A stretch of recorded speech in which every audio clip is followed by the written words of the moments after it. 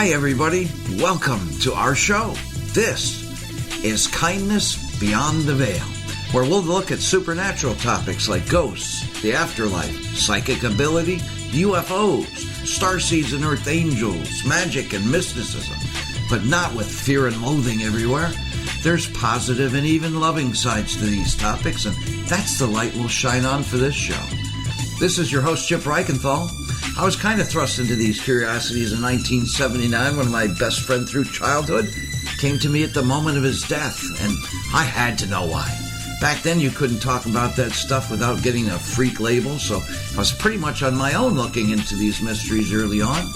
Answers would lead to more questions and side realms like magic, stars and planets, energy and physics, and lately, starseeds and earth angels. But I found there's no good and evil in an animal kingdom, no good and evil in a plant kingdom. I've never had a negative encounter with ghosts or the dead, now almost 40 years into this, and there simply doesn't seem to be many looks into these fields without all the fear and loathing. Isn't there enough of that in life?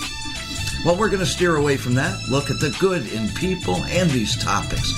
Every week I get to highlight my heroes in these fields for you, introduce you to them, even if you knew all about them. There is kindness beyond the veil. I've seen a lot of it. There's answers to be found on the kinder side of things. And if there's light on the other side, we'll bring it into this side as well. And benevolence, empathy, compassion, the kinder side of science and phenomenon, the kindness beyond the veil. I'm your host, Chip Reichenthal. We're so glad you're joining us. Come on in. Welcome.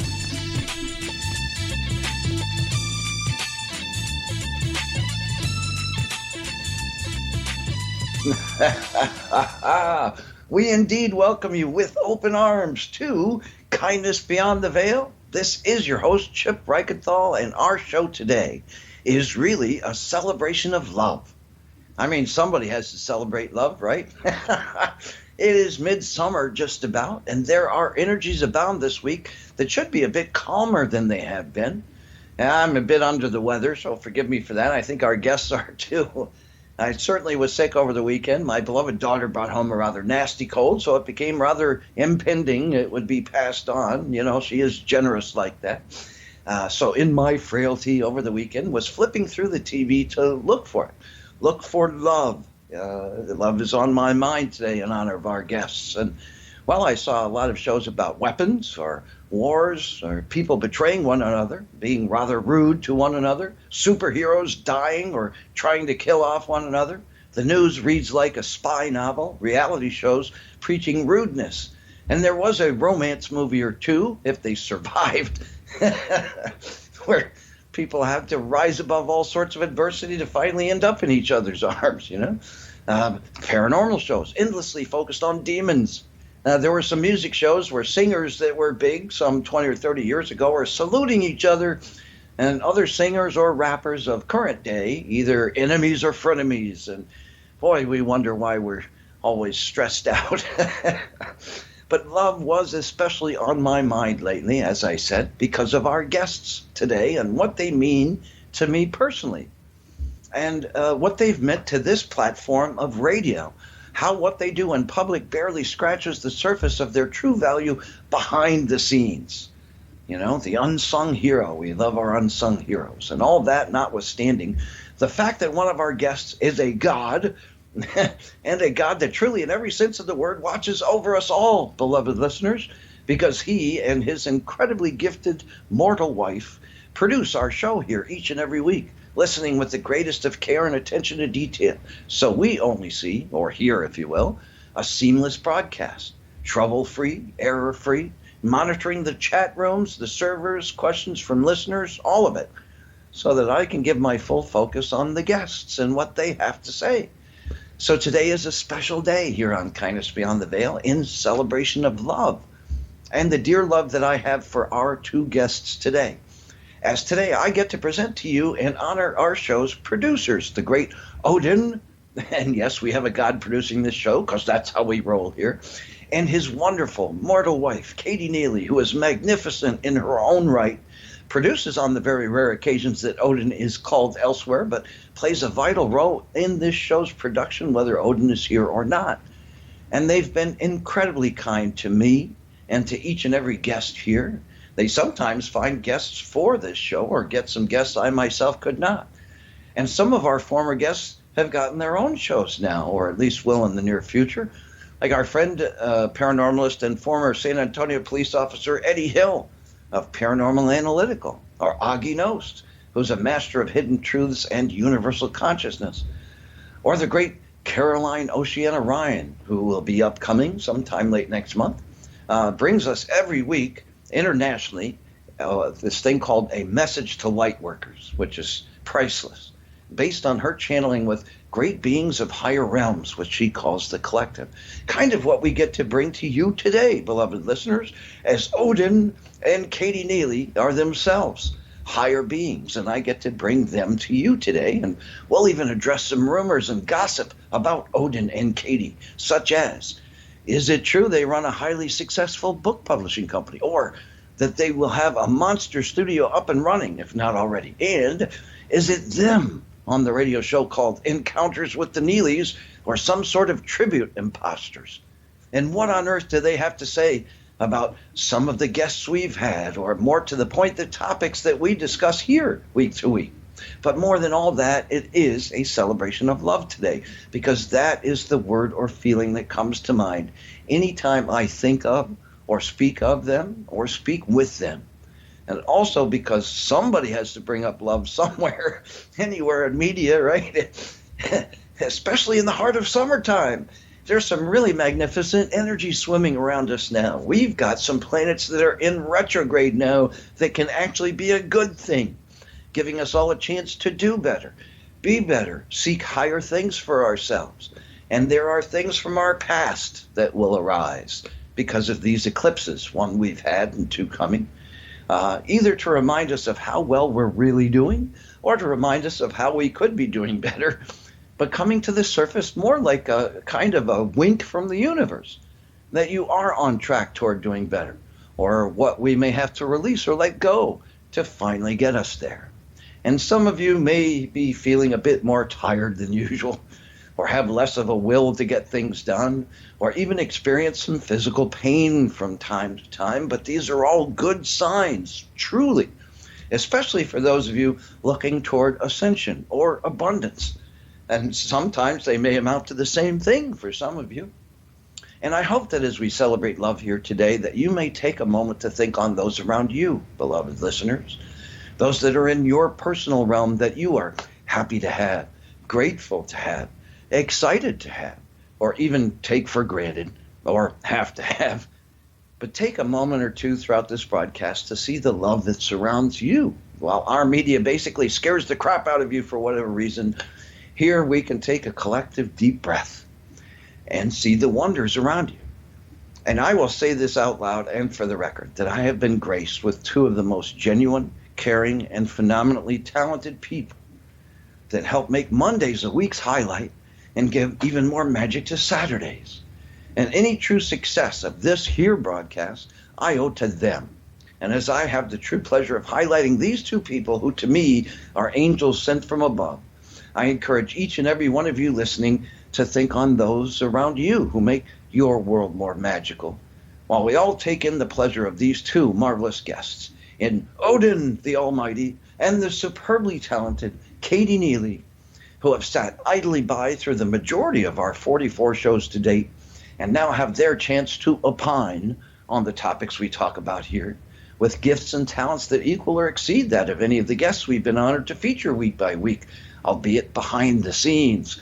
In sickness or health, whether ready or not, the show will go on, and thanks largely to Odin and Katie Neely, with a shout out to Ira Robinson, who has also taken the reins in producing us here.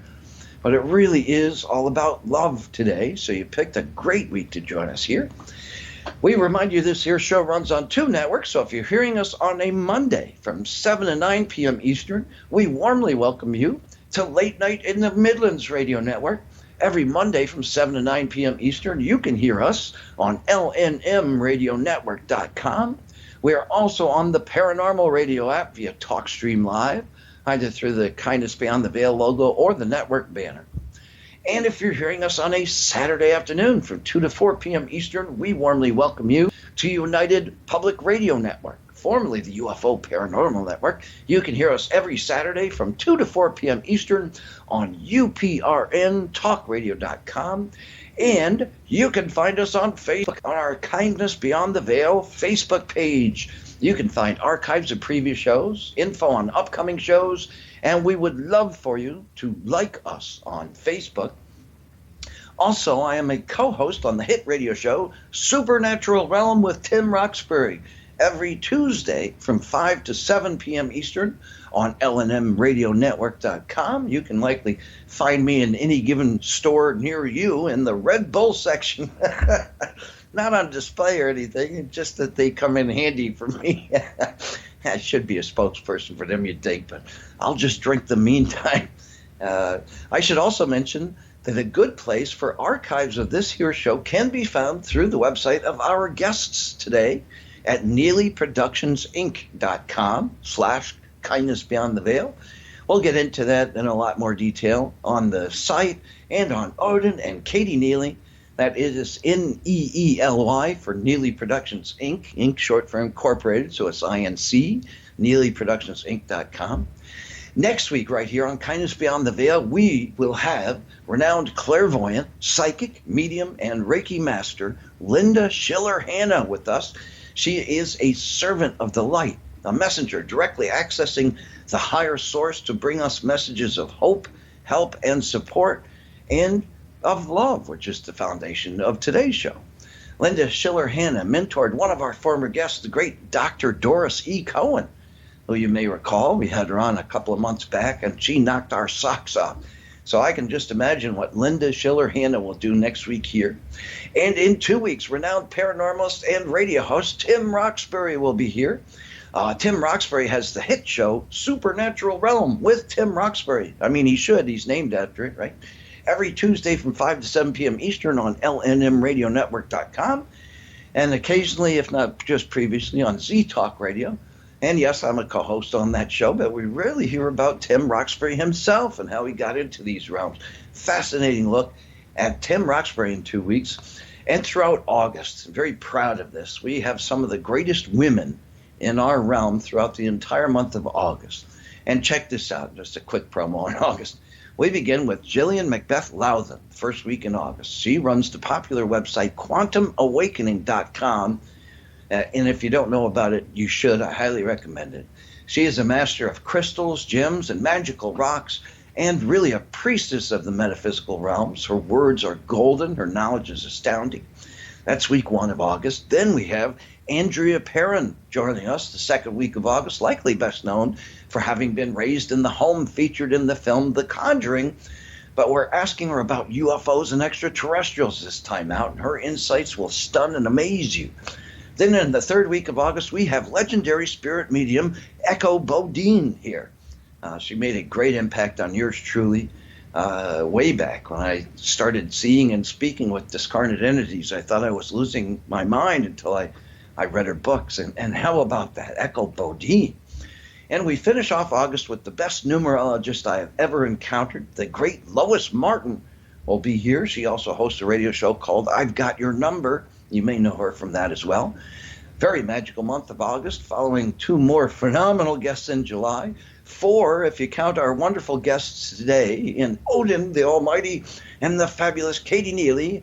And we'll hear from Odin and Katie in a moment. First, some very brief thoughts here. Excuse me, a little. Still got that cold. But we begin with a man named Cornelius Tacitus. Cornelius Tacitus lived from 56 to 120 AD in the 1st century.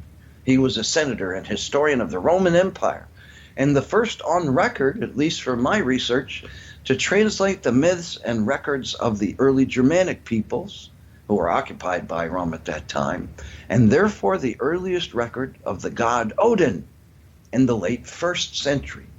Though Tacitus had used the names Mercury in referring to Odin, joined with Thor, whom Tacitus called Hercules, to easier translate to the Romans occupying that region the Germanic beliefs.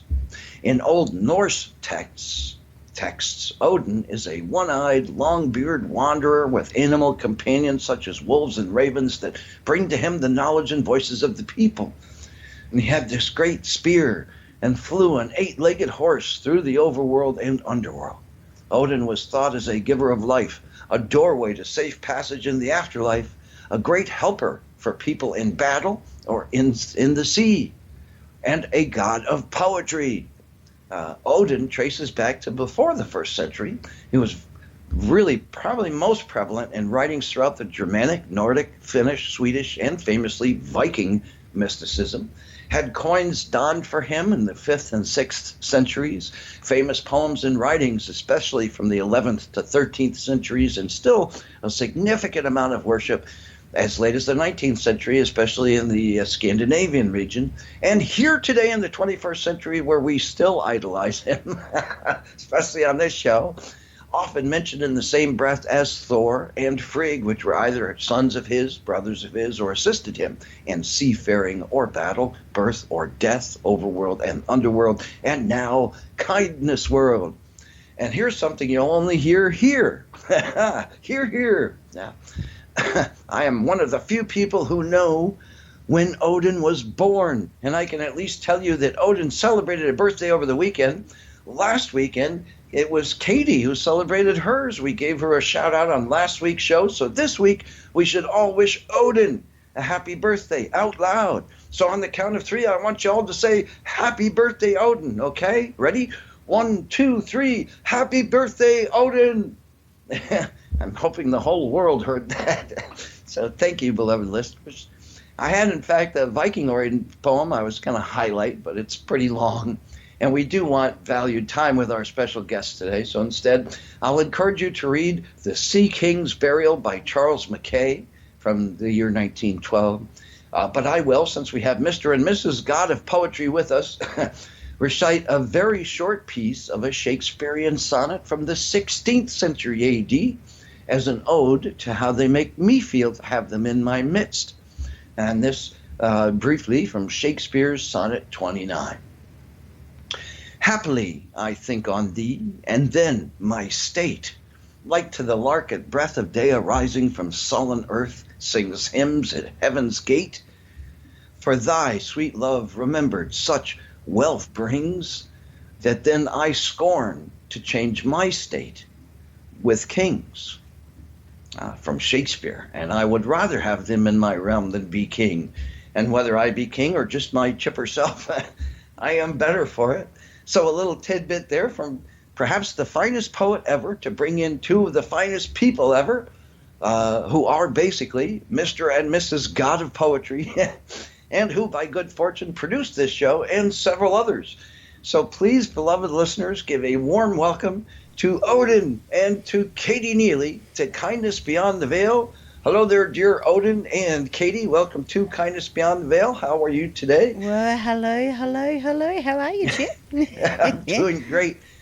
Has he returned from his journey? No, Odin unfortunately hasn't returned from his trip. Wow, So we're hoping that he might walk through the door at any point at some point, during the show. I'm but sure if not, will. you just have me. That's okay. Hey, works for me. I don't want to take Odin out of the spotlight here, but I sometimes refer myself to being Frigg, because do you know who Frigg is? Have you done? Well, it depends on where it comes from, but you tell me since you take that persona. Okay, so Frigg is actually the goddess of fertility, household, motherhood, love, marriage, and domestic arts. See, I read somewhere it was Isis. They actually had Isis in early Roman literature. I think it was predating the 11th century. It was Roman translating the Germanically. But it was Isis they mentioned. Yeah, it comes from a depends on Germanic goddess. So yeah, it's a Germanic goddess. So that means it's in the Viking era as well. So that's around the period of 13th, the period of Odin. In actual fact, my family go back to the Viking era. So I wonder what the connections are for my ancestry. Daryl's family actually goes back 3,500 years. Wow. Yeah.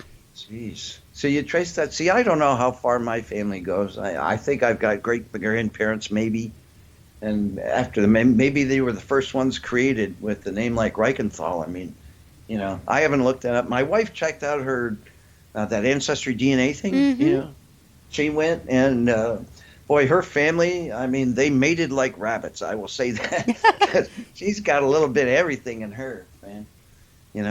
I mean, and tracing back to Africa, which I think is very cool. I think we all trace back there in one way or another.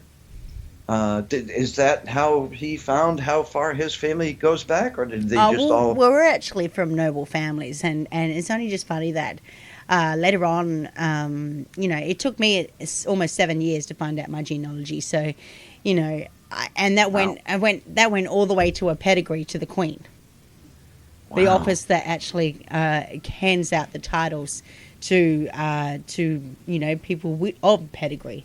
So I'm still yet to find out what my pedigree is to the British royal family. But I'm still with nobility, and regalness. And I can say frig throughout the course of this whole broadcast. Well, that's exactly right. That'll be frig and great. See the little pun there? I almost got away with something. And I mean, if for me to be around Odin every single day, he's also got Thor. He owns Thor's hammer too. So, that whole persona is always there every single day. Well, I know I'm in the presence of greatness. I mean, I didn't know that about your pet. There's really a lot that I sincerely don't know about you guys, because we always talk about things that are of the moment, and we never really get a chance to get into this stuff. So I'm glad you're here. And I know Odin will be around at some point. He's probably listening wherever he is. Probably. So shout out to him. Odin and Frigg with us today. Okay, I will ask you this, because I would ask you this question first anyway, because I think you would have the better answer. I'm married now 30 years, a couple of weeks ago, 30th anniversary, and so I'm well trained. But I also think that I know that and I don't want to generalize, but I do think the woman keeps better track of things, dates of special events and everything we've ever done wrong ever. Stuff like that. And I think that because of the women's intuition, and, I give a big nod to that. We do celebrate the feminine here. I think this is really the time of the feminine. You can see it around us. Boy, that's an odd build up to this question, but I'm just going to ask you, how did you two meet? Well, here's a romantic love story. Now we came from bad marriages, or our marriages had flipped and so on and so forth, and we weren't in the bestest place, and that wasn't even the point of topic. It's just that we moved on, and I had already established myself as an author back in 2012 as a amateur. I saw myself as somebody that could go out there. And then one day I got a message on Facebook from someone looking for an editor. That person happened to be Daryl. Wow. And so then, basically you met through Facebook. Mm-hmm. And 3 days later, we were engaged. Wow. Holy moly. I guess you just know, right? 3 months. What was it? 3 months. No. 1 month later, we started the company that we run right now. Wow. Our publishing Neely company. Worldwide Production? Mm-hmm. Wow. Neely Worldwide Publishing. And then, what was it, 3 months later after that, I moved to the United States. I'd already moved over to the United States. Oh, so you were, and I'm guessing from the accent, and that I actually know the answer to this, that you're from Australia, right? Yes. Good-hearted Adelaide, if I'm not mistaken. Mm-hmm. I flapped my wings and I swam, and as far as I could, and I didn't get eaten by sharks, but I made it over here to the this country. Yeah, I was going to say something, but I couldn't come out. But no, I came over here to, broaden. First of all, I came over here for career purposes. I'd already been over here, And finding love is a very big bonus. And not only that, I was still very much a family woman. I was only 28, 27 years old. 27 is a good time to cross the ocean to find true love. I'd just come out of a 10-year relationship, or I was married for 7.5 years to my ex-husband, and so on and so forth. So, I was thinking, for me to, after breaking out of a relationship, you want the best for yourself. You start to think about, how to your own happiness. Right, and you were shooting for the American dream. I have my theories on the American dream, but I'll leave it at that. I think we all do. But the best that I can be is, because I am a family woman. I am, I stay true to myself, and I am passionate about what I do. And back in 2012, I wasn't writing whatsoever. It wasn't a career choice of my doing. That's absolutely not. But kind of a hobby, though, right? No, it never was. Really? I wasn't writing. A hobby? I wasn't even writing before 2012. Yeah, but when you started writing, it had to come about as some sort of creative release. It did. You're talking about the time where you're not in a real good situation. Yeah, I mean, I came out of an abusive relationship, so and then into a very, very good one where I settled, and I'm completely happy. And the good thing is that for on Daryl's side of things, he's at least found the happiness with the one woman that he loves, that he knows that he's never, because he's had bad relationships before. And we are pretty much the Odin and Frigg, we are that, and that's always have been. I mean, I do see it, both up close and from a distance, really. I mean, because I have the luxury of having this outside looking in view on things, and also somebody who's found true love. 30 years with the same person, and it doesn't even feel like it's been 2 years, I mean, time just goes faster and faster the older you get, and you'll have to trust me on that one, because you're a bit younger than I am. young lady, back in my day. I may be younger, but all we had was the sky. We didn't even have clouds. There wasn't food, there was nothing. And we really had to rough it. No, but I mean, and I think it's appropriate that because we're celebrating love today, both on behalf of my love for both of you and your love for each other, and it also sets a very positive tone because you've found the dream. I think we have a lot of people that are in the midst of feeling broken or in broken relationships that would like to have hope, and you just really gave hope to a lot of people. And this is the year for it. I think the energies are right for it. So I think that there is a lot of great things coming to our beloved listeners. And I think this is good to hear. And you knew, right? See, my wife knew before I did, but it didn't take me long, but she knew that I was the one. And it really didn't take me. We got married on our 11-month anniversary of dating. We picked 11 months for 1 and 1 together, 11, 1 and 1 together. And, it's worked because we knew. And you knew, but within 3 days, and, you basically, in a manner of speaking, swam across the ocean shore, to find your beloved. And I think that's a wonderful story. Mm-hmm. And true, no less. And, look at the both of you now.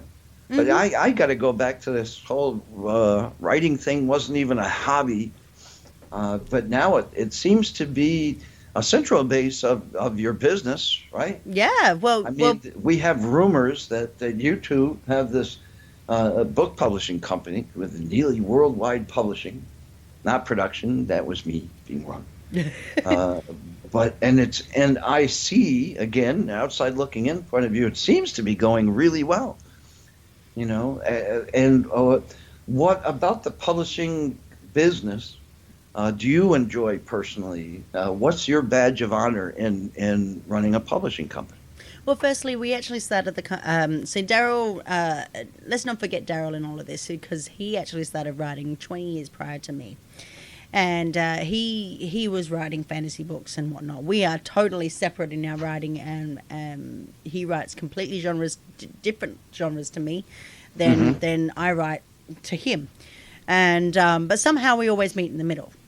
But what we were finding is, for myself in particular, I had never actually been published at all by, self-publishing. I was published traditionally, and I had a lot of bad hurdles that I had to go through. My book was stolen. My first ever published book was stolen from me. It was actually quite a very good book. Oh. With Hollywood endorsements and so on and so forth. So, Wow. I did a lot for that book. And I always tell people, if you want to buy it, you can buy it, but I suggest not to buy it. I'm one of those people that tell people not to buy my books, so I'm going to do the reverse psychology. But when I met Daryl, he had never published a book. He had worked alongside Tabitha King. Wow. Now, Tabitha King, if anyone doesn't know about Tabitha King is Stephen King's wife, and they also own a publishing company for themselves. So Daryl had done a little bit of work here and there with Tabitha, and but he'd had all of this work that was collected out for many, many, many, many years. He just hadn't done anything. He was trying to find the right publisher to publish it. Along came me, and I'm like, "Hey, I'll publish you." Wow! So, and on the 1st of February 2015. Or was it the 1st of January? I can't remember now. 2015, anyway, the beginning of it, I published his first book. Wow. Isn't that romantic? I mean, there's a true romance right there. Uh-huh. And you stole him away from Tabitha King, no less, So that's something to be, that's a badge of honor. That meant something. I will say this about Daryl, and that's his mortal name, Odin. Odin uses a mortal name every once in a while of Daryl, nearly. And that's who we are referring to, for those who didn't know, that Odin had a mortal name.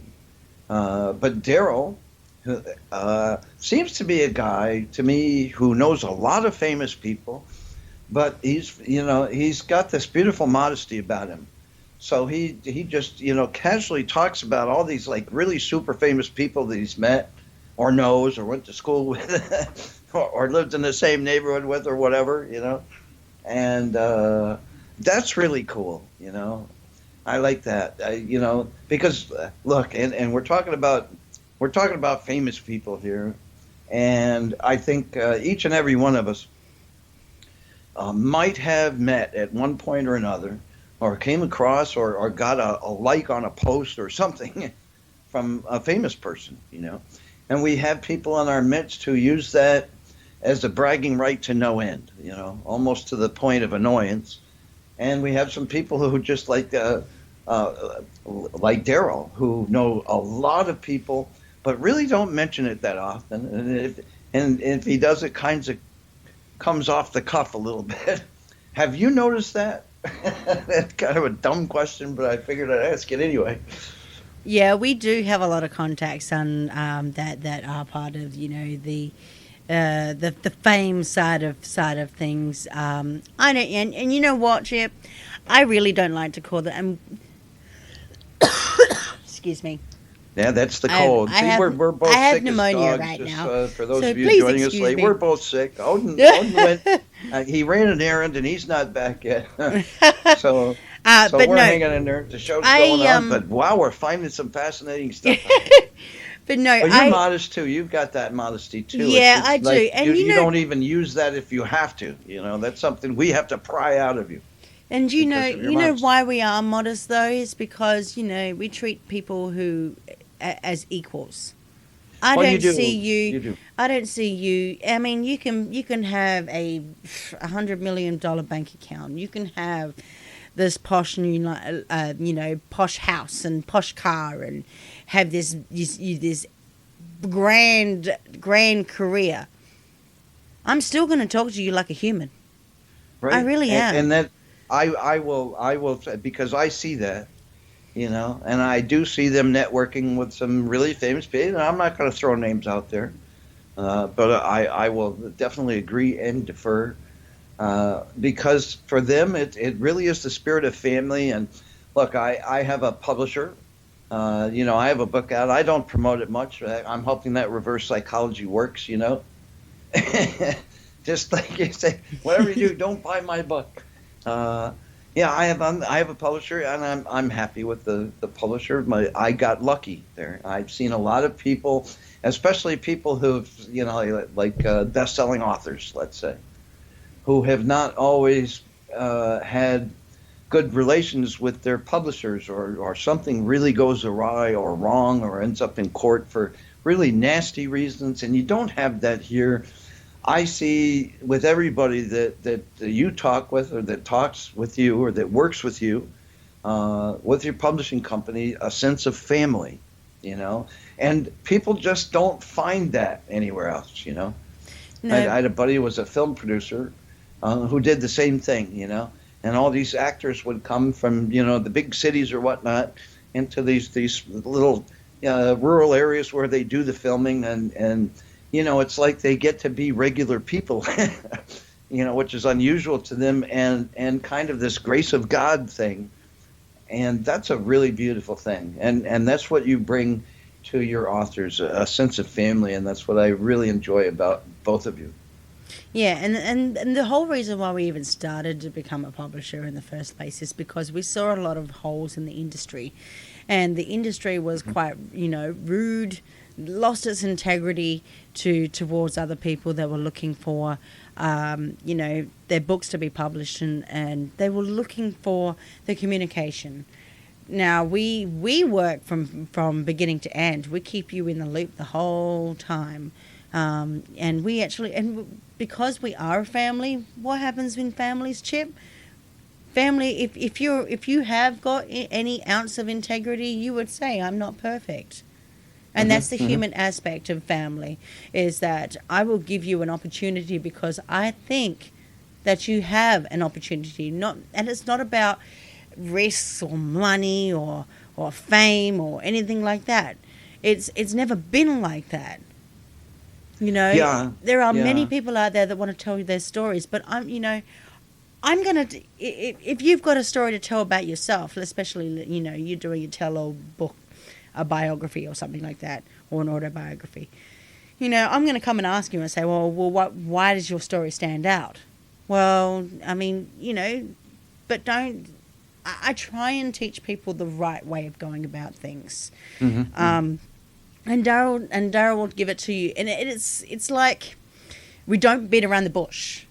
Because because of that honesty, you have you produce better books.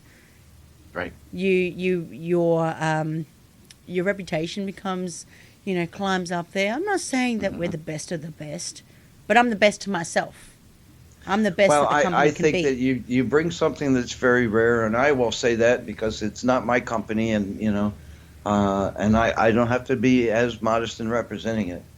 But the thing is, and I'll point this out, I'll even use a former guest of ours here on this show, who I'm a huge fan of, Teal Swan. We had her in April, I think, here. That was a huge deal. But she had a thing over the weekend about nice guys finishing last that honestly broke my heart a little bit. But she made a very good point. And I'm going to bring that in here to kind of use this as a sweeping generalization, because the reason that women aren't attracted to nice guys is they don't see them as providers. Nice guys are generally go with the flow and not aggressive enough to become protectors and providers. And that's the whole thing. And we can broaden that out from a business standpoint. and say, especially from my perspective on what y'all are doing, is because I know a lot of people, especially coming from the paranormal and the psychic worlds, you have a lot of prospective authors in this industry. You have a lot of people that are in it for the right reasons and whose voices should be heard, and a lot of people who are in it for the wrong reasons. They're just really fame-oriented, and it's not personal to the people. It's all about them. And their voices don't necessarily, shouldn't necessarily be heard. It's really the people that bring genuine value to the work, and you can see that in folks. And I know a lot of people listening who would love to be authors. We've got listeners who are great poets. We've got listeners who are great writers. We've got a lot of people that are prospective writers and are looking perhaps at self-publishing or publishing.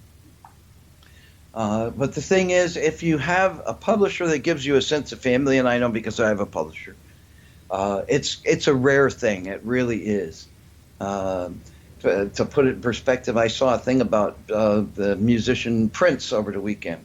And there was a point with his record company, he actually wrote the word slave on his face because he was talking about how the record company was really making an industry out of him and not honoring his creativity and his wishes. George Michael, the same thing.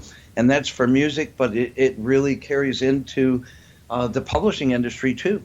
And because publishers will see you that way. A lot of them will lure you in with certain things, and it's all about what they want and very little about what you want. And, they get the bulk of the money and you do the bulk of the work and, things of that nature. But that's not the case with this company.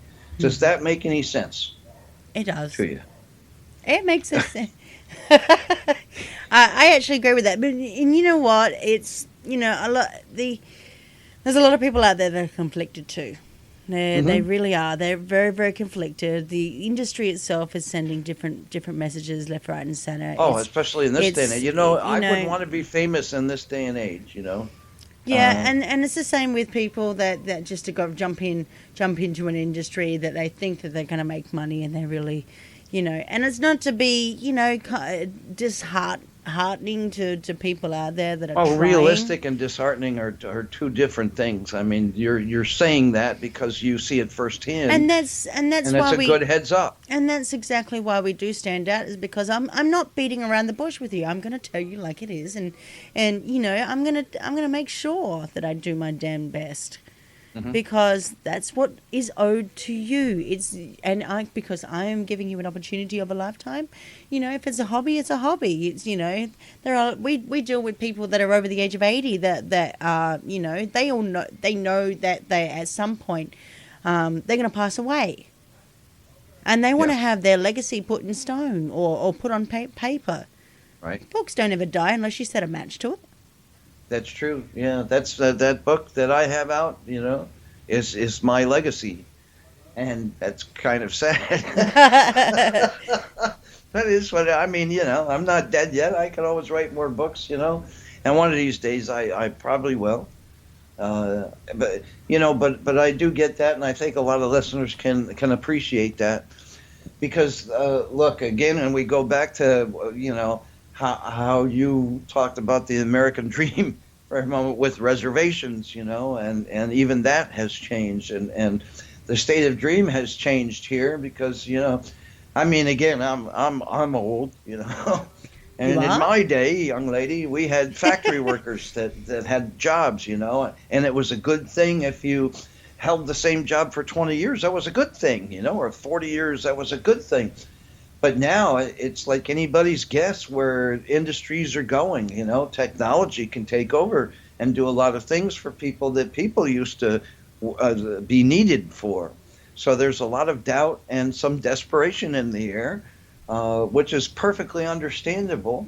And it seems like thinking out of the box is kind of the way to find your magic in this day and age. And some of that is through writing. And I think that resonates with a lot of people, and it's a good heads up to know that the goals have to match the dreams a bit, It's not all that, golden ring at the edge of the rainbow, right? Well, that's exactly right. And it's There are people that take up the opportunity, and it's a form of expression. Doesn't matter whether it's poetry, or whether it's actually an expression of written form, whether a story, a life story, or fiction. Non-fiction is actually on the rise right now, because a lot of people are starting to open their eyes up to what's going on in the world. And people are seeking truth, and truth is getting blurrier and blurrier by the day, and it's a very unsettling thing.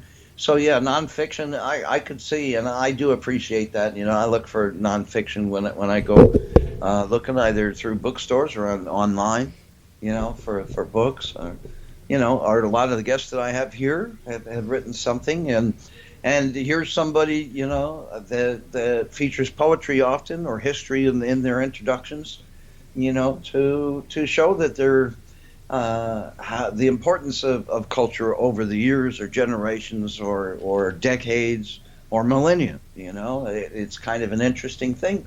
But yeah, people want facts, and there are some people that know certain truths that most people don't know or can't say, or can at least portray truth better than most other people, and I think they're wanted now as authors. Would you agree with that? Is that a good assessment? Yeah, I do. I do agree with that, and there are a lot of people that are out there that either they're searching for truth, or they're looking for the help that they require within themselves to fix themselves, because they may be unhappy or displaced in the situation that they're in.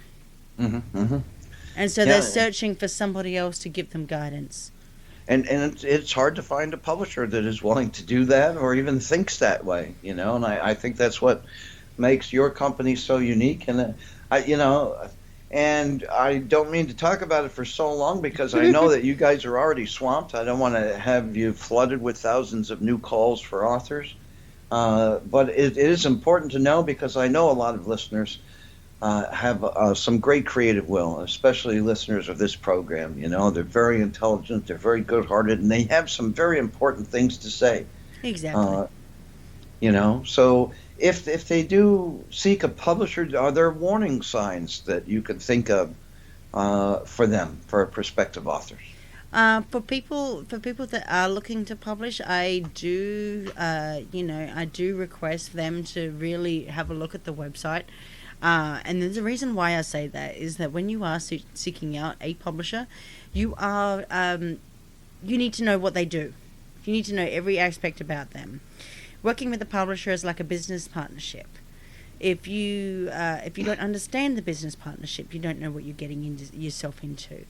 So, like I always say, make sure that you read what the guidelines are, what their rules are, and then seek out what they're actually looking for, because, all publishers will say that they accept any manuscript, but they're always looking for a specific genre that's one over the other.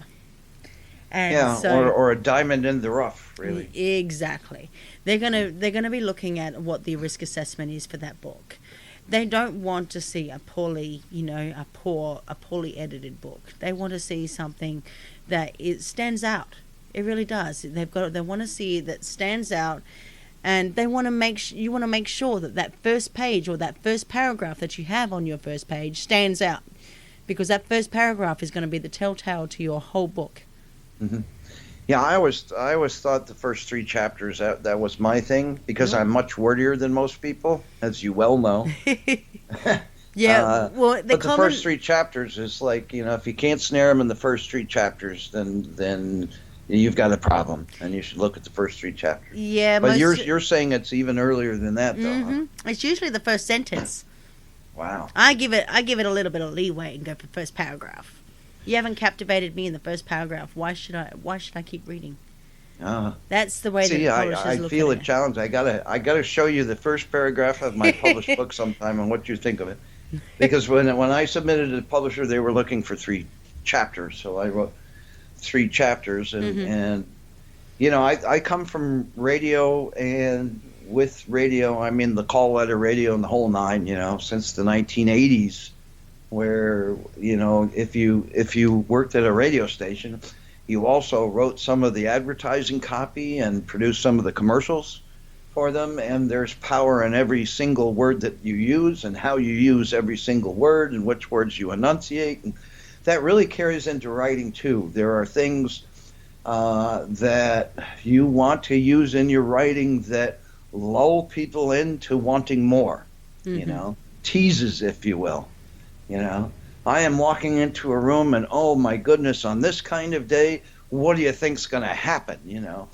Something that will want them to read the next sentence and the next sentence, or in my case, the next chapter or the next chapter, because wordy.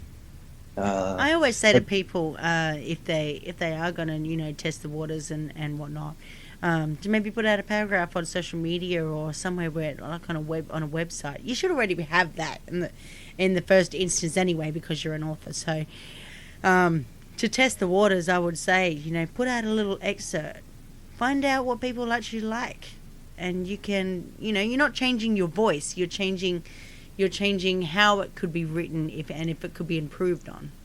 Okay, I got to ask you a tough question then. Mm-hmm. I'm going all hardball on you here, Frig, because you are a noble and a god after all. So, Frig, here we go. and I should say, before this hardball question, for those of you joining us late, we are saluting our show's producers here, the great Odin, who actually went out on a mission and hasn't returned yet. In real time, he's not yet here. And his wonderful, noble wife, Katie Neely, who is a god of her own, Frigg. And we kind of wandered into, because she has, they have a book publishing company. We're talking about what prospective authors could expect, because we know a lot of the listenership is into that sort of thing. So I got to get all hardball on you here. So what kind of, if you say, put a sample out and see how it works. And I'm thinking of how social media is in this day and age. Mm-hmm. You've got some people that will be haters for the sake of hating, or trolling for the sake of trolling, or dear friends who will give wondrous compliments, whether they're sincere or not, because they love the people. So in what mode do you think they should do that? I mean, Facebook or Twitter, or do it in a picture on Instagram? Or, would you have any advice for how they would do that? Well, that's my hardball question. Here's a suggestion. When I first started doing little excerpts, I was actually putting it onto a promo flyer kind of thing, situated for Facebook. Or I didn't do it so much on Twitter because I didn't trust Twitter, and I still don't trust Twitter. I was more primarily focused on Facebook. And plus, you're limited to words on Twitter, whereas Facebook, that's exactly even right. though you're talking, if you can't hit them in the first sentence, you don't have them. And not only that, I mean, if you really wanted to do it on Twitter, you might as well just be connected up to a website. So, it doesn't give you much leg room at all. But Facebook, however, you can do a little flyer and you can put your excerpt on that with a pretty little picture and so on and so forth. Make it nice, and then add your name to it. At least a picture can be, for you. The other thing is that and this protects yourself. People that write on there, people can copy and paste all the time. Mm-hmm. So I try not to put too many excerpts up, just as a text file, or even some text up on social media, and that kind of helps. There is no wrong way or right way to do about it, but we're in a day and age where there are a lot of millennials out there.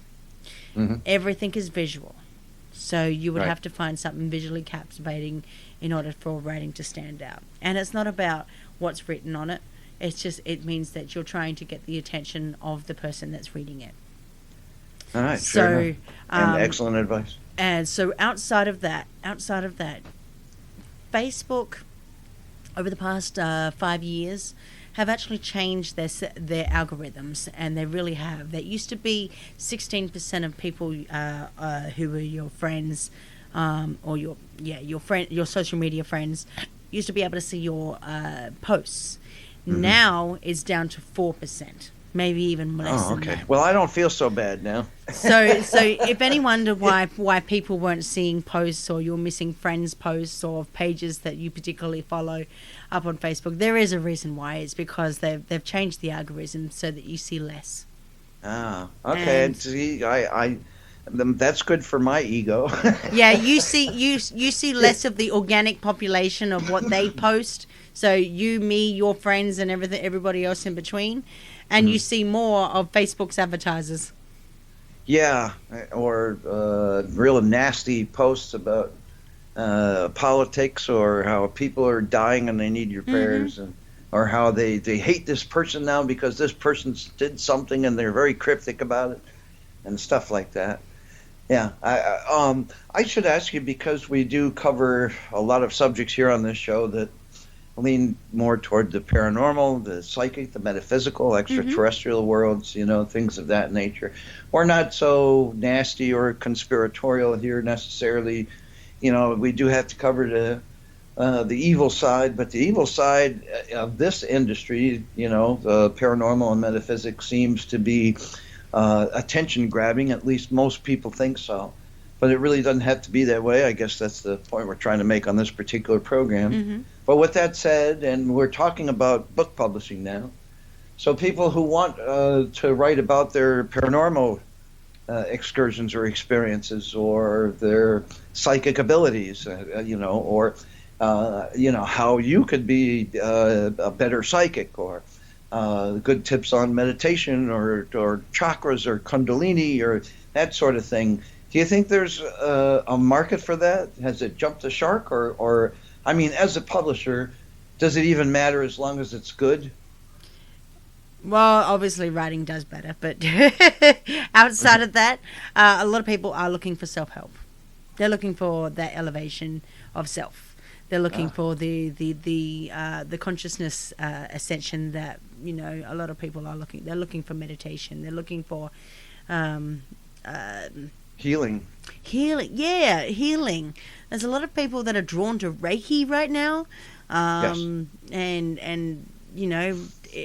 chakras, ascension, auras, and divine energies, and chakras too. The universal consciousness. Well, I feel better because we do cover that a lot. So I'm going to ask you, and because you have sat idly by through many or most of the shows, especially this particular program.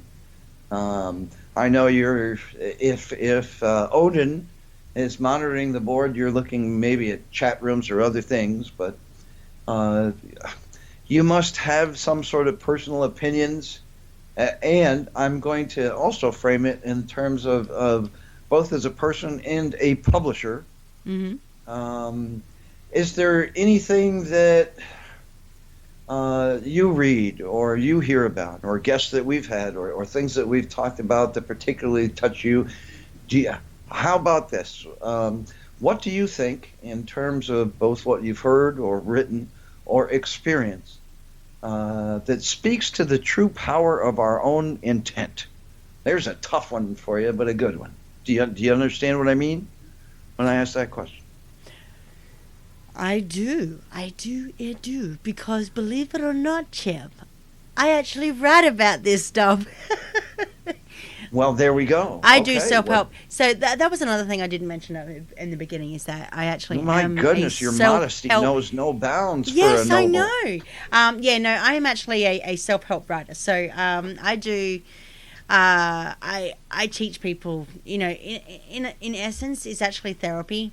I see it as me helping you realize a few things to bring you back to self, to elevate yourself enough so that you can love another and be happy and find happiness within family, your relationships, and so on and so forth. Well, that is the perfect setup for this, because I think that's what we're all looking for. We're in a time of massive confusion, fear, unsureness, anxiety, sadness, chronic illness. That we're all trying to help people out of. We're in a summer right now where the energies are ideal for rising to the surface, and the cream rises to the top. People are seeing, all these people are leaving me or hating on me for some reason, and I don't get it. It's the universe doing you a favor. They're getting these people out of your system so you can have less stress in your life, because they're normally toxic to you.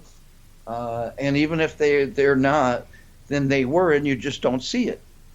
This is a time where I think we're rising above our past to be our better selves. Exactly. Would you agree with that? I do agree. And in actual fact, I do want to, if you will allow me, Chip. Please. I would love to read something of mine that you would have to be connected, or connected is the right word. Connected in order to understand. So I think our listeners are there. So let me read this. Please. The secret. I wrote this back in 2013 when I first started writing my books. I'd been writing it for about a year, and I was talking about what it's like to be a man and a woman. Okay. Okay. I myself have not been both, but Oh no, not together, as in the duality of man and woman. Oh, okay. Yeah, masculine and feminine. Gotcha. So this is what I wrote. The secret of a powerful man is that he is a pillar of consciousness who is able to contain all the contradictions of life and remain centered. This begins by him accepting his power and his vulnerability together in the same moment. He accepts his animal instinct as well as his intellectual refinement. He is thus able to hold a woman who is the very embodiment of contradictions.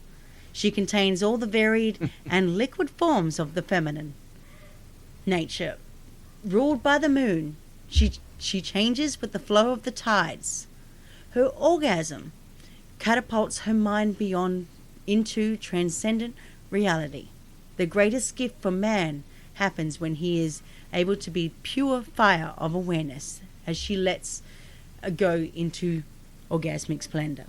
Now, people may see this as I'm talking about sex here. I'm definitely not. As it goes on, the secret to a powerful woman is that she is fully alive to her loving, devotional, emotional, and psychic abilities. She is fluid like water, and she is therefore able to accept changes easily. Going with the flow, she craves nothing so much as finding a man to whom she may abandon herself into her deepest ecstasy. She is able to let go because her throne is the heart of the seat of love. Since the very essence of divinity finds its abode in her heart, she can afford to be sweet, giving, and nurturing. Now imagine for a moment what amazing world we live in. If men and women lived their truest opposite and yet complementary natures with integrity. Imagine a politician who is in touch with his vulnerable inner child, while at the same time was able to remain rooted in his pillar of consciousness nourished by deep meditation. Imagine a politician who was able to offer his beloved a night of a union, let's just say, duality, going back to that. Okay. And was then able to give a speech to the nation on the necessity of caring for the earth as we would care for our own mother. He is both strong and vulnerable, and this is what makes him eminently attractive. He has learnt the art of loving a woman, and this has ignited the desire to love and care for his country. Now imagine how would it be if a radiantly loving woman were to work in a corporate setting and had the power to run it in her way. Her office is full of plants and flowers. She offers direction to her workers, and her company has a feeling of loving family. All her customers are encouraged to love and nurture themselves, and she has a unique system of profit sharing and clear intention to give back to the earth whatever has been borrowed. The building she works in has been designed to honor undulating contours of nature and is ecological and self-sustaining. In our present time, it is unfortunate that men have forgotten their deeper potential, and they tend to be either at the extreme of testosterone, going amok, or in a power-crazed rape of the earth and her resources, or in opposite extreme of feeling so deeply apologetic for, or in the opposite, the extreme of feeling so deeply apologetic for being men that they become effeminate and cut off from their masculine resources. And women, sisters, how sad it is to see you turning your back on feminine grace and being able to help yourselves in the world so much more by opening up for your true feminine glory. Like two banks of the river, we see appear separate, and yet in the middle of a river of life we meet and experience being one in essence. How rich is the opposite of the union of opposites. I see the future that is of love, joy, and celebration. I sense that in the new dawn of humanity, evolution will its true place, offering as it does the alchemy for meeting of sex, love, and spirit. When our animal nature is recognized as divine, and when our spirituality is fully embodied, we will then know the fullness of our potential. We will discover wholeness and healing. We will then realize God as male and female in perfect union. Wow. See, I knew having our show producers on here would make the perfect guests, and you just brought that to life. That would make a great mission statement. But if I may, because I was listening carefully to that, and I noticed that there was meditation involved in both of these, the divine masculine and feminine here. So it begs the question, do you think meditation is important to enjoying life a bit further? I do believe that. I really do. The problem is it's a leading question, but still. The problem is that a lot of people don't find they can't find the stillness.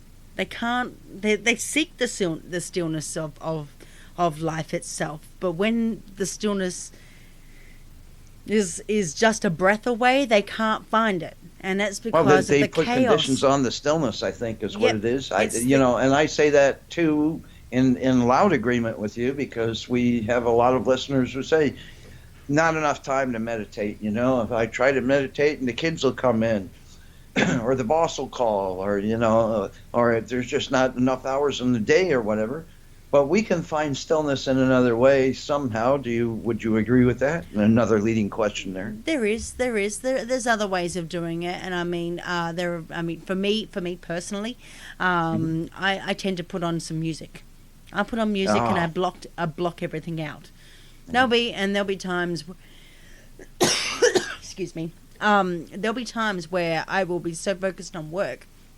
It's not that I'm actually focused on work. It's the fact that I am indulging in it. So when it looks like I'm working and focusing, I'm actually not. I'm actually meditating while I work. Oh, and there's a very sneaky person, you. Yeah, and I have the ability, and I don't speak for everybody because not everybody can do it. Right, but it's still something other than actual meditation. Yeah, you're finding stillness in music even while you're working. And that's exactly right. I don't even have to have a pair of headphones on to meditate. I don't have to. Most people see meditation as you sitting in a room going, Yeah, right. No, most people do, or closing your eyes and just laying there in the stillness. There's a little bit more to it, If you find what works best for you. Outside of that, you have to try to close it out. Me being a mother, I'm a mother of 5 children. I have young children. I have to close them out some way or another, but I always find the time, and that's because I have duality. I'm a hands-on parent, so therefore I can get Daryl into the room and say, hey, can you look after the kids for a little bit? I need some time to myself. That's right. Hey, God, take out the garbage. Or sorry, I just had to throw that in there. Or I'll go for a walk by myself. I mean, right. There are ways. And a walk in nature and away from it all. And even when you're out walking, and for the people who can't think they can find stillness, and I'm just joining in here because I'm, it's an exciting topic, truly. You can just focus on a leaf, or how the water moves. If you see the water, or some nice stones that just happen to be on the ground, and remove yourself from all the questions of, where am I? How am I being seen right now? How should I walk? What am I wearing? Is anybody judging me? What's going on? Do I have enough time to do this? You get all those questions out of your head and just focus on something right in front of you, just to clear the noise away. I mean, myself being astrologically speaking, I'm a Cancerian. Oh yeah. We love the connection to nature. That's the element. We do that. I know some people that will take their shoes off and go run around in the grass bare feet, or in the dirt bare feet. They have to connect. Me personally, I connect with the element of water. So that means that during a storm, I will go out fully clothed and let it rain. Yeah, my wife does that. I just do. I'm a fire sign, so I don't like being rained on. Yeah. So I'll try to go out in the sun because I'm a Leo with Cancer traits, so I get where you're coming from. Mm-hmm. I mean, completely. And my daughter's a Cancer. And my house is full of Cancerians. Cancer, the sign, not the illness, in my family. So I do understand that, and I can relate to that. But I think everybody can. There's a lot of earth and water signs right now that this energy is particularly speaking to in the next couple of weeks. And I just wanted to say that out loud because the energy is going to be a little back and forth. And sometimes it throws us off our game, but you don't have to worry about that because this energy that's out there right now, especially for the next couple of weeks, is in our favor. There's going to be a couple of eclipses that come. We've got one on a full moon coming up, and in a couple of days, I believe, that might bring your past up to focus. But it's kind of winking at you. A couple of years ago, we had our past come up and it threw us completely off our game. I mean, like everybody I knew went through some sort of major life change. And so when these energies come, there's still that unsettling feeling, but that's not what it's about right now. What it's about right now is you and your betterment. So anything from your past that rises to the surface, see it for what it is, appreciate it almost like from a distance, and say, I get it, universe, thank you. Because this is all about the path to your betterment. The energy is there. The planets are lined up this way. This is the summer for it. This is the time for it. What our honored guest, Frigg here, the noble Katie Neely, is saying makes absolute perfect sense. And I'm just jumping in because I understand perfectly what you're saying and just had to add to that for this particular time in mind. Your thoughts on that? And the thing is that a lot of people, we are going into the ascension mode, and I think, for me, a lot of people have forgotten how to ground themselves. They really have. Mm-hmm. They've lost their true selves, whether it be, by themselves, in the form of duality. That might be with their partners, their children. Mm-hmm. Their elders, their extended family. A lot of people have lost touch. I mean, how many times have I told people, to pick up the phone, call somebody, go visit somebody. Right. It's not about being social or doing a house call because of whatever reason. Drop everything. The path to forgiveness is forgiving yourself. Yeah, and it's also, if I may add to exactly what you're saying, it's about, because we have a lot of listeners that are in caretaker mode, Mm-hmm. I mean, you yourself, you've got kids, you've got a family, you've got a business, you've got a lot of things going on, but yet you find the stillness, and that's a very important point. But what you're really saying is take care of you rather than everybody else. Give yourself that moment where you're number one, and it's okay to do that, because people keep thinking, well, if I'm nice to myself, then I let others' needs go. That's okay. Especially for that moment of stillness, because it brings you back to yourself, and that's what grounding is about. And make sure, as many of my guests will attest to, that your feet are planted firmly on the ground when you're grounding yourself. Mm-hmm. Because that is part of it. Your feet are connected to the planet. The planet is connected to you. The planet and you are connected to the universe. So from the feet up to the crown of your head, you can be yourself in that moment, just to recapture what that is.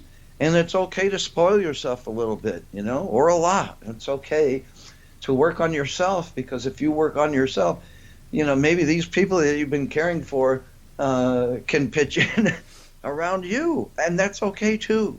Because, you can be your best self, but if you have to be a caretaker, and Katie here is talking about duality, make sure you remember who you are so you can be a better caretaker if that's what it is. Would you agree with that? Exactly. And you got to think of too, you yourself, in order to get that, go in that direction, you need to have the journey of internal motivation. Now, to have that internal motivation, let me quote something from William James. Give your dreams to all you've got, and you'll be amazed by the energy that comes out of you. Yeah. To which what that's saying is the internal motivation is stronger than any other external motivation can be. We each have our own reasons why we do what we do, and some people are driven by accomplishment, some by recognition, some by money, some by love, some by service, some by loyalty, some by cars, humor, and insanity, etc., etc. Yeah, but that's me. But that shouldn't matter to anyone but you. Right. So, I ask people, take control. Find out what drives you. Use it to reach your goals. Because at the end of the day, all that matters is the satisfaction of what you believe. Yeah, absolutely. Of your own sense of accomplishments. It promotes the motivational happiness from yourself. Yeah. Yeah, my favorite anecdote to that point is, I remember when I was single and looking for love, and this will speak to a lot of people. And they said, love will find you when you stop looking for it. And it's like, are you kidding me? Yeah, I'm looking for it in my sleep, every single minute of every single day. It's about that. And there was a point where, and I had to do it myself, and I think this is the most important point of all healing, especially self-healing, is it's ultimately you that has to make that decision. Other people can't make it for you. Even if you're a people pleaser or if you're a caretaker of people, it's not what they say, it's what you say. So you say, okay, this is the point where I change. So I started working on me, and I became my best friend, my lover, my everything, my support system, my main competition. Because my standards were the ones that I could exceed, better than anybody else's standards, because I knew what my standards were. And, it's not an overnight thing, but it's a beautiful thing. And yes, and I worked on it, and I became so strong within myself and my goals and my accomplishments and abilities that I really didn't need anybody else. And sure enough, that's when the floodgates open up, so to speak. But that's the most important thing, is you get to be yourself first, and that's the path to ascension, that's the path to healing, and that's the path to making the grand decision. Because a lot of things in our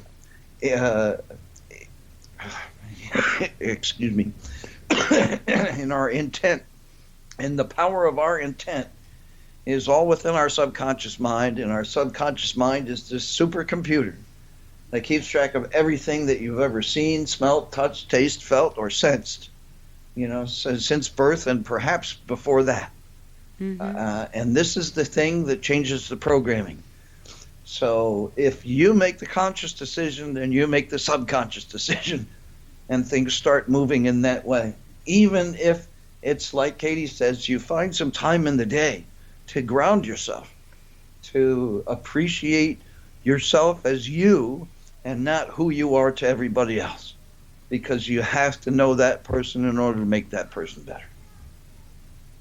Exactly. I mean, and not only that, I mean, when we think we know ourselves, there's always going to be someone out there that who loves us, that can see us from behind the veil.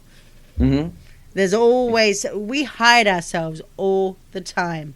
And when we get angry and come out of our shell a little bit more, that's when we show our true colors. And unfortunately, it's not, we get lost in our own self-identity, and to other people, their perspectives change about who we are, us. About us.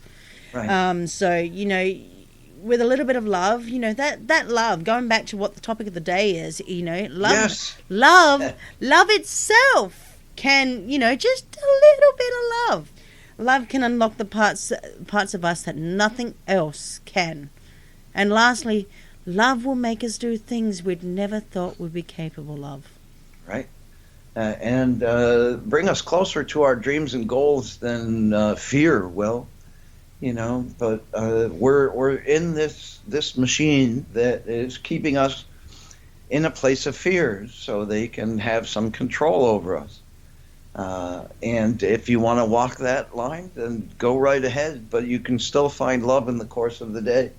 Even walking down the street and smiling at everybody that passes you by is a loving gesture, And people will look at you differently if you smile at them than they will if you just, either not pay any attention or frown or be defensive, And it's just these little gestures, just these little things, It doesn't have to be something fabulous and glamorous and shining to the world. It can be these simple little things because, especially as you get older and appreciate the world, it's the little things that really count. It's the little things that you remember, Exactly. There are big moments, but they usually come out of little things. And the other thing is, too, is that I want people out there, and this is not just me, I speak for everybody, in a way, I do. And, I encourage people, fight for what you want, what your life depends on it. Like your life depended on it. So to say that right. Fight for it. If you stick with the commitments that you've already made to yourself, as long as your commitment is what you desire, stick to that goal. I know that sometimes we want something so badly because we're in a particular frame of mind. However, if a commitment is made with somebody else in mind and not primarily for yourself, I can guarantee you'll get sick of that commitment, especially, if things born change. in something disingenuous. Make commitments that you care about, and that will make a difference in your life, in your loved one, and of your loved ones also happen to benefit from that commitment. That's even better. Prioritize yourself. You can't make a difference to anyone if you can't always put yourself last. Fight for what you like your life depends on it. Stick with those commitments that you've made, and make those commitments that you know are going to work. Those are the goals that people should work towards for their own lives. And like I said, we're going back to self here. Going back to, but it is self that changes everything. It's a Buddhist, I know this for a fact. It's a Buddhist teaching. How can you love another if you can't love yourself? Right. That's part of the fundamental reason why I do my work. But the only thing is that I incorporate family, I incorporate relationships, I incorporate marriage, I incorporate duality, sacredness of intimacy, Kama Sutra, and erotica. So going back into intimacy. I do all of that because back when I was 18, I wanted to become a relationship sex marriage counselor. Wow. Interesting. Very, very interesting. But, wow. I there's a reason why, because I've been through other religions. I've been, I learned about other religions.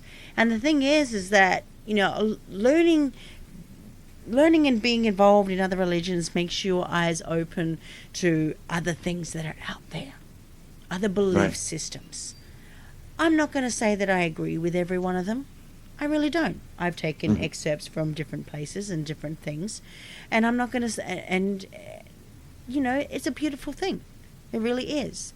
I see it, or a belief, for what I believe in, not what a book tells me that I believe in, not what somebody else tells me that I should believe in.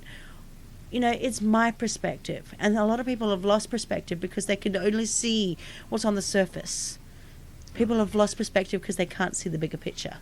Or they're not following their gut. They might be afraid to follow their gut. We have, over the last 100 years or more, made that ridiculous, following your gut.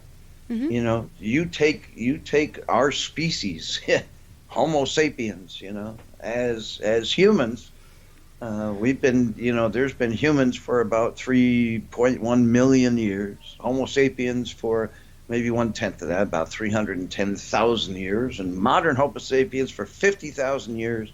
And for the majority of that time, it was us in the woods and the wilderness. And there were predatory animals, and there were all sorts of dangers that we don't have in our nice houses with our air conditioning and heating and plumbing. We've gotten far removed from nature, but following your gut was a survival mechanism. We wouldn't be here if humans, thousands of years ago, didn't follow their gut. Their gut that told them that there's something sneaking behind them in the woods. That sixth sense is essential, regardless of whatever faith you have tells you. Some things are true whether you believe in them or not, and sometimes when you follow your faith and things don't ring true, or you're in a relationship and things don't ring true, you have to find out what they are, and this is really the time to do that. I'm not discouraging people from faith or relationships, but Katie and I here are talking about the self, and the best path to self-healing is taking care of yourself, because nobody else can tell you how to get there except you, and she's right. If you know what's best for you, you don't have to stop everything and go for it, but you always keep it in mind, and maybe, think about it a couple of minutes a day or something, just to keep that perspective, because magic is coming. There is the energy in the air of magic. We are talking today in celebration of love, and the biggest part of love comes from the self. Like she said, you can't love others if you don't love yourself, but at least get to know yourself and your needs. Respect them, trust them, and follow them, because they can take you to the most magical of places now. Does that sound right? Exactly, it does sound right. Cool, just like to know. And this is very cool. And for those of you who are joining us late, we are celebrating our producers of this show, Kindness Beyond the Veil. This is your host, Chip Reichenthal. Our very special guest today is one of our producers. We have two of them, really. The great Odin, who's normally here, is not here today. He went to do some sort of project, and I guess he got stuck there. And his wonderful wife, Katie, who is also noble and divine, Frigg, is our special guest. And she's got a book publishing company, well, they both do, Neely Worldwide Publishing. And we have been talking about how to be a good author and work in publishing world. And we have evolved into, really, the celebration today is our this great love that we all have for each other as this family that helps this show create, hopefully and ideally, more love around the world, and this really is a magical time to follow it. And Katie has written. Is the thing that you read from, that you wrote, what, about 15, 20 minutes ago, is that available? Yes, it certainly is. What is you can it actually from? find that from my blog, thevelvetropewisdom.wordpress.com. Oh, can you say that again more slowly? thevelvetropewisdom.wordpress.com. Oh, wow. So you've been blogging for a while, I gather, since that was about, what, five years old? I haven't really kept up to date with a lot of things too, because obviously I've been publishing more than I've been writing. But you can also still find worth it reading, though. Yeah, you can also find it up on Facebook as well, because I do have my own page dedicated to that. So I think it's still up there, if I remember correctly. But you'd have to search through a couple of years worth of, a few years worth of Facebook posts on my page. So in order to find it. However, if you are already friends with me, I can always post it back up. Or if you are connected to my post, my Facebook page, which is K Kamara Author on Facebook, I will repost That's that. Kamara up. with a K. Yeah, Kamara. Yeah, Kamara. It's like the car Camaro, except a K instead of a C, Yeah, and a an lot A of instead of an O at the end. People were getting confused over my name, because Kamara is actually my previous married name. I've never used a pen name for any of my books. However, I do have a name change over the last couple of years, and I've changed it over to Neely, because that is my current married name. So, so some of my books are out there. They've still got Kamara written on there. I do. In terms of my books, I have published 8 of my own. They are sold exclusively through my own website, neelyproductionsinc.com. I do not put them. I think there's a couple up on Amazon, but I specifically, like I said, I don't specifically do my book for the money, and I do. So I sell it specifically, strictly through my website only. Well, so that is the modesty talking there. Yeah, but I mean, but like I said, can I ask you, and I don't mean to step on you because that's so rude, but I have to, because you just brushed against this website that I really wanted to talk about, which is Neely Productions Inc. And we should say Neely is Neely. Neely.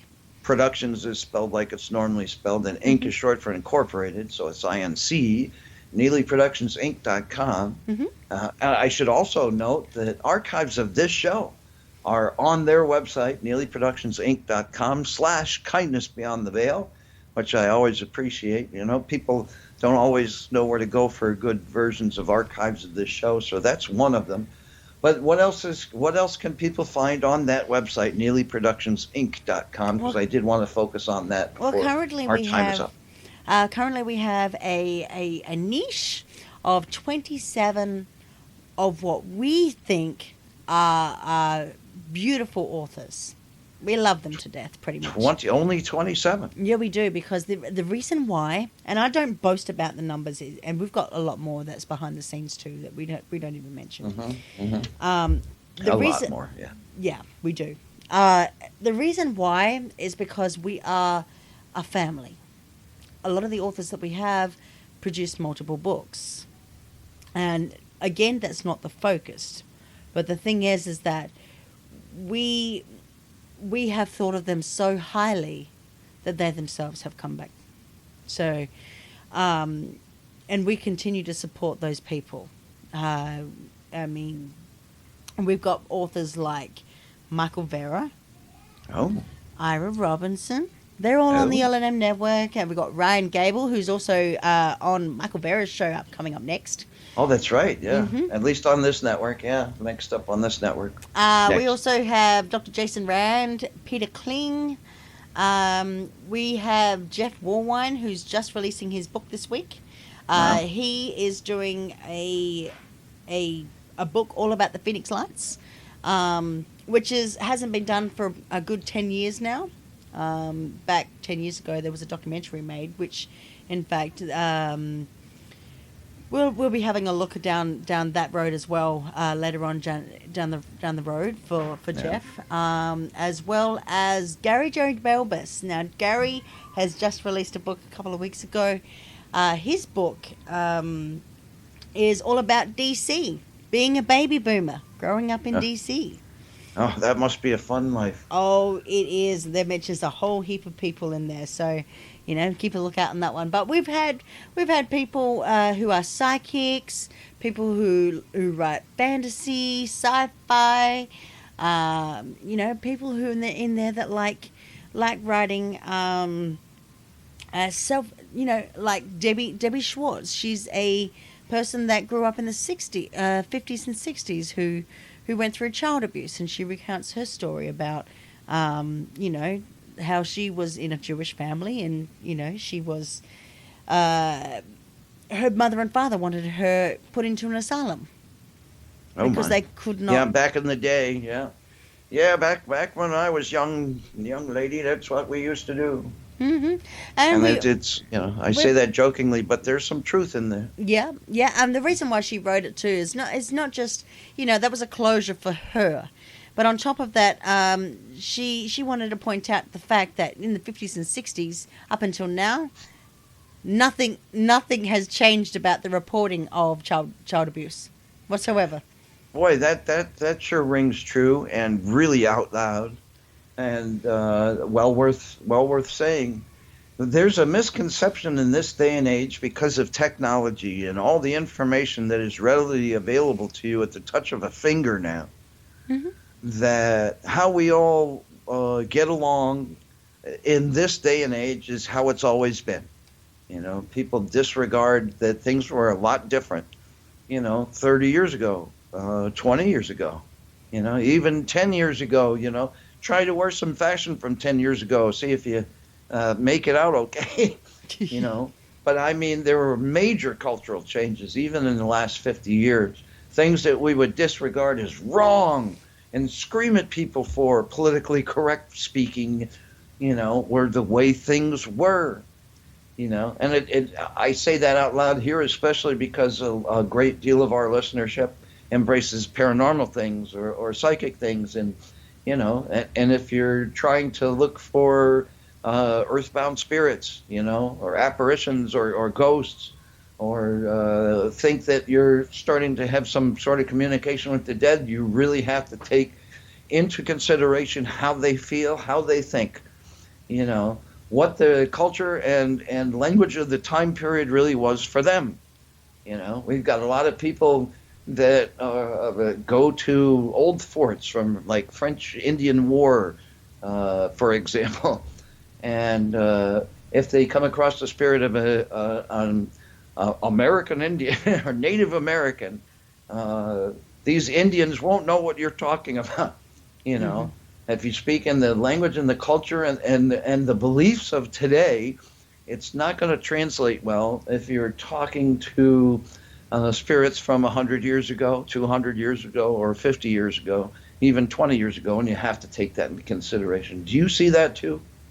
I do, and there's. But the thing is, I'm going back to what we originally said, and that was that we see too much of face value. We really do, and we can't accept the change.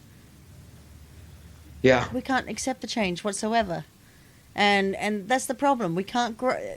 We're all looking for the ascension, but we can't grow because we're looking elsewhere for other things, whether it be material goods or, Well, that's a very important point, and I'm glad you brought that up. The pursuit of more does not mesh well for those looking on the path to ascension, and the closer you get to that path, the more it seems more and more in the distance. If you want a job for status or for material things, there might be a disconnect there. You'll want a job because you think it's good for you, or you think that you could bring magic to whatever job this is. That's the point of working today. Is that too general a statement, do you think? I don't think so. Not at all. Not at all. Yeah. I think a lot of people are going to just advice. I think a lot of people just got to look within themselves and do what's right for themselves. Yeah, but they have to know what that is first. Well, especially people that do so much for other people, they lose a little bit of themselves. And I have to go back to what you said earlier about grounding, right? Are there methods of grounding that you particularly prefer? You mentioned music, but I go out in the rain. Oh, that's right. The yeah, water I go out sign in the that kills rain. it. Hope that I don't get struck by lightning. Right. I almost did that once. I came really close. Yeah. I don't know if I told you that. We were picking grass for our guinea pig. We had this guinea pig that was really cool. He used to beg for ginseng iced tea. I don't know why, but he loved that ginseng. Anytime we had that ginseng iced tea, he would come and stand on his hind legs, So I got this medicine dropper and gave it to him. But we went out to pick grass and clovers because he loved them, and we'd look for the best grass and clovers because we wanted to respect our animal, And he was really cool, this guinea pig. So I'm picking grass, and this lightning bolt hits about 11 feet from me, And it was far enough away where I didn't get struck, but it was close enough where every single hair on my head and my body stood up straight for like 3 days. Mm-hmm. And now every time there's a lightning storm, I can feel it. And I'm almost afraid that the lightning's coming for me because I can feel this electrical charge, Anything like that ever happen to you as a water sign? You ever feel the potential static when there's lightning storms on? I have, but I never try to get too close to it. So, because you have that kind of energy, and I wanted to bring this up at least once before the show's over. Do you feel any kind of attachment to spirit? Because I do have to ask that question. We do talk about that a lot here, and I just want to know to what extent you embrace spirit, either in a paranormal sense, a psychic sense, or whatever. And your opinions on it. I am attached to my grandmother. Oh. My grandmother has been with me since she died in 2005. And I have every person that I've connected to so far have either seen her, felt her, or felt her presence, or have noticed that she has helped me in some way. Mm-hmm. Yeah, I agree with that. There's a lot of family around both you and Daryl, or Odin, I should say, because I see it, and look, because I mean, these are two wonderful people who produce this show. They're some of the most important people in my life right now that I really wanted to honor and salute. So I'm really blessed that we at least have one of them here today. Even though Katie, in all candor, is very sick, and so is Chip today. But we don't feel so bad right now, right? Oh, we good. But there is family all around you. Daryl's family members in spirit all around him. You've got some girl that pops in from time to time that is not family but feels connected to that building for some reason. Yeah, that was a story that we've told this one on many accounts. There's a girl that we think is around sort of 6, 7, maybe 8 years old. I'm probably more median age, about 7 years old. Mm-hmm. She has strawberry blondie brownie hair. I started to think that she looked like me when I was little, but it wasn't a reincarnation of me because Daryl had seen her before too. Yeah, but there is a connection there, and it's not a creepy one. No, it's not. It really isn't. It's not a negative one either. She feels safe there. She feels like she can hide from somebody there. That's the sense that I got. We have told, we have looked around in this area. There are no, we can't think about any of history that goes around this area. However, back, I don't know what DC was beforehand. So, I mean, we could have had fields out here for all I know. A lot of farmland, yeah. Farmland. Sure. So, we've been told by other people that that her mother died of consumption. She's looking for her mother. And she's found refuge in this house. Yeah. We've also, Daryl and I have seen this woman and so on and so forth. I've also seen Daryl's grandfather. Daryl's grandfather walks around like smoking cigarettes. And he really, really does. When I first found out about it, I walked out of the shower. I had finished having my shower. I walked out of the bathroom. I saw this tall black shadow smoking a cigarette, looking at me, point as day. Mm-hmm. After that account, I started seeing shadows that were running across the mirrors in the house. Yeah, there's a lot of activity there. But because it's shadowy doesn't mean it's negative. Would you agree with that? None of the shadows or entities or anything that has dwelled within the house that I live in have never been bad at all. None. Yeah. In fact, we speak to them. And they have never replied back with anything bad. In fact, there are other energies that attach themselves to water in this house. Yeah, and sometimes bring plumbing issues to the house. Would you? That's correct in saying that. Yep, right? Yep. And in fact, we've been told by 3 psychics that our house is haunted.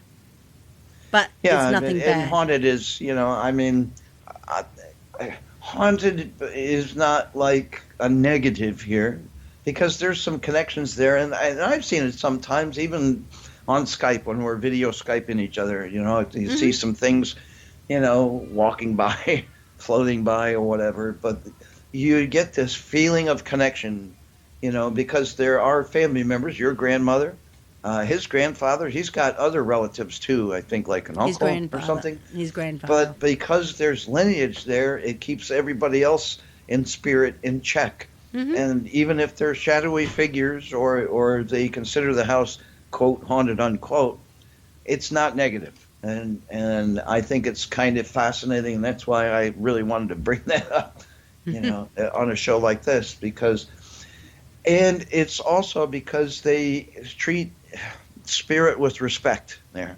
They don't approach them like, oh, something shadowy, it must be evil. There's an energy that might be trying to say hello or something, or passing by, or not knowing where they are, or whatever, that are treated with respect there. So respect is given back. Exactly. Yeah, and I think it's very important to point that out. And it's so cool that we have producers that, don't have to go out of the house to be paranormalists. Nope. or spiritual or psychic, In fact, Daryl did a psychic test to see what his abilities and gifts were, and he fared out in every single psychic ability. He fared over 90%. Yeah, right. See, that's why we get along so well. Me? Because we really are the same people. We just come from different places. You go ahead. Me, however.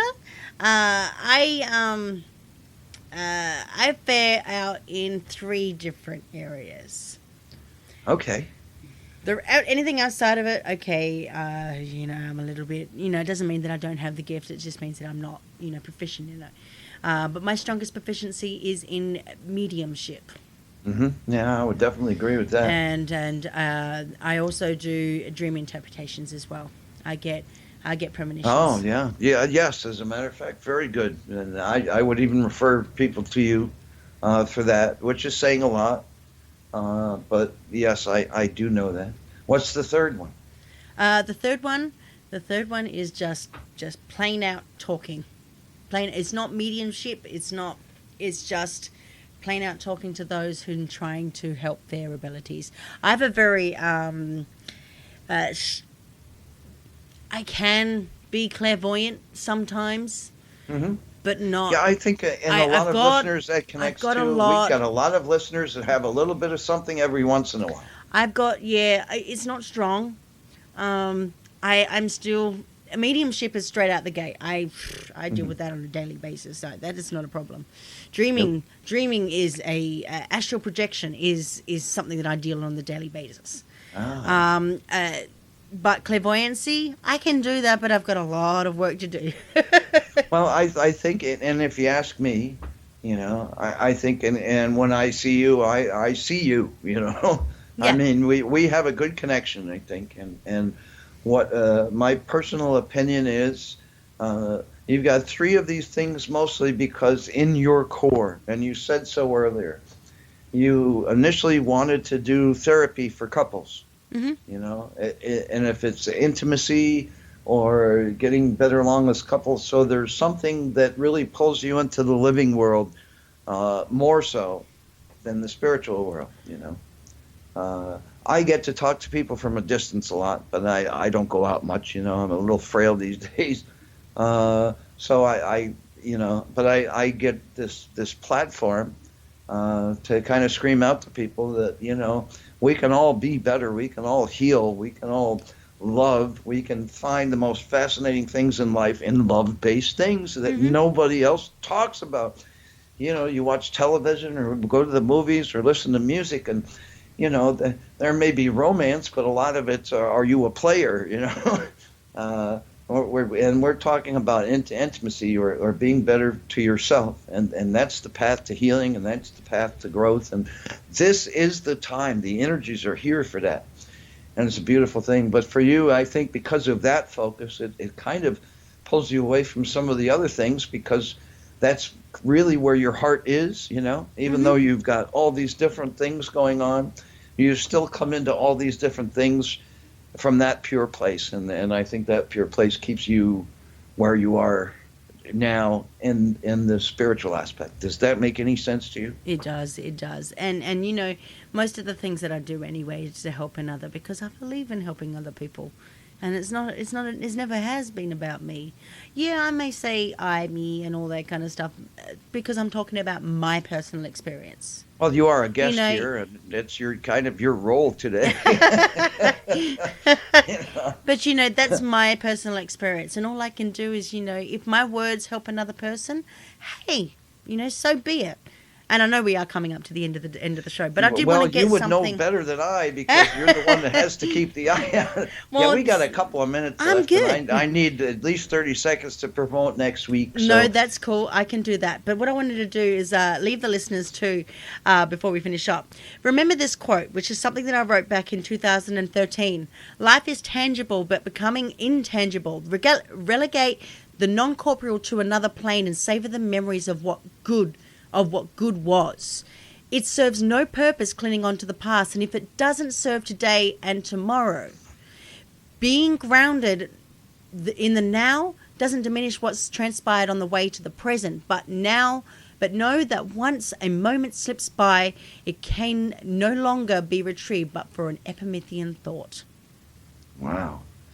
Boy, that's a perfect way to end this. But that's answered my question. But I would also mention, I would like to tell the listeners that if you are hearing this right now, and I don't know you and you may not know me, but I want to tell you something. Everyone has their own story. Yours might be filled with joy and happiness, or it might be clouded with pain and misfortune. But I want you to know that you are beautiful, wonderful, and a talented person. Even if your life isn't going a way that you want, the right way that you want it right now, you'll be okay. You'll make it out okay. I want you to do me a favor, and I'm no stranger. I know I'm a stranger, but trust me. Every time you see a reflection be it in a mirror in the bathroom, in a window somewhere, in a puddle in the street, I want you to look at yourself and give yourself a hug. Because even if you are the prettiest or the smartest or the most funniest, you're something that no one else can be, and that is you. And you're the greatest thing that you can be, is you. Smile at strangers, be confident in yourself, and cry when you feel like you want to cry. Laugh when you feel like laughing. Treat yourself like a god or a goddess, because you deserve it. Hold your head up and keep your heart open. You're worth everything and then some. And always remember that no matter what, even if it does seem like it, you're everything to somebody. I love you and I see you. Wow. And you will. Every time you listen to this broadcast, she will see you, because she is one of our two producers, the noble god Frigg here, alias Katie Neely, and her husband, the god Odin, who went out on a mission and just didn't come back in time to be on air today. But they know they will be watching over you. They will be listening over you, and know that your host here loves you all very much. We really embrace our listenership, and we're very proud of the quality of listenership we have here. And yes, the great Katie Neely and Daryl Neely, alias Odin, who ultimately couldn't be here today, were our honored guests, our producers here on Kindness Beyond the Veil. This is your host, Chip Reichenthal. We thank you for listening in. Next week, we've got Linda Schiller-Hanna, who is a renowned clairvoyant, psychic, medium, Reiki master, and she can really help us all find our better place, and no better week like next week in the midst of some eclipses and some very exciting energies, all really for us to grow and be our best selves. And Katie here and I, we have all the faith in the world in you all. Life is like a picture. You just look at it and say, what's right about this picture? And life will be better. We thank you for listening. If you're on LNM radio, next up, Ryan Gable and Michael Vera here. And if you're listening to us on UPRN, we've got some news programming coming up, and you really should follow that. So wherever you are, stay right here on this dial. Please donate or subscribe to the radio network. We could really use the help. So please do that. It's a big yellow button on each site, lnmradionetwork.com, uprntalkradio.com. We thank you all for listening. We love you. Have a great night. Take care.